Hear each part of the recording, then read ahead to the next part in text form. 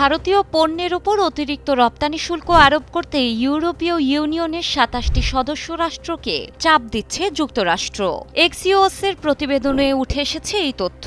প্রতিবেদনে বলা হচ্ছে, রাশিয়ার উপর অর্থনৈতিক চাপ আরও বাড়াতে চায় ওয়াশিংটন। এজন্য রাশিয়ার কাছ থেকে তেল, গ্যাস আমদানি পুরোপুরি বন্ধ রাখতে এবং রাশিয়ার তেল কেনার দায়ে ভারত ও চীনের উপর উচ্চ হারে শুল্ক আরোপে ইইউকে চাপ দিচ্ছে যুক্তরাষ্ট্র।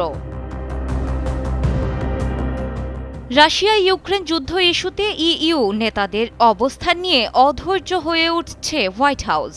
সম্প্রতি আলাস্কায় যুক্তরাষ্ট্রের প্রেসিডেন্ট ডোনাল্ড ট্রাম্পের সঙ্গে বৈঠকে রাশিয়ার প্রেসিডেন্ট ভ্লাদিমির পুতিন যুদ্ধ বন্ধের শর্ত হিসেবে ক্রিমিয়া ও ইউক্রেনের ৪ প্রদেশকে রুশ ভূখণ্ড হিসেবে স্বীকৃতি চান। পুতিনের শর্তে রাজি আছেন ট্রাম্প, কিন্তু ইইউ নেতারা এখনও সম্মত নন। মার্কিন প্রশাসনের অভিযোগ, ইইউ একদিকে রাশিয়ার উপর নিষেধাজ্ঞা দিচ্ছে, আবার অন্যদিকে ভারত ও চীনের মাধ্যমে রাশিয়ার তেল কিনছে, আর এর খেসারত দিচ্ছে যুক্তরাষ্ট্র।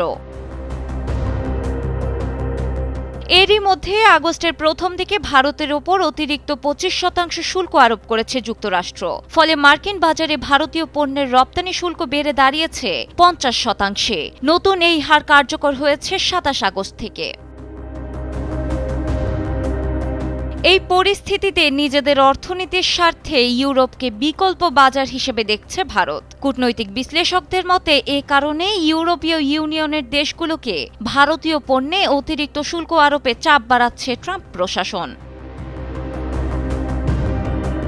ডেস্ক রিপোর্ট, সময়ের আলো।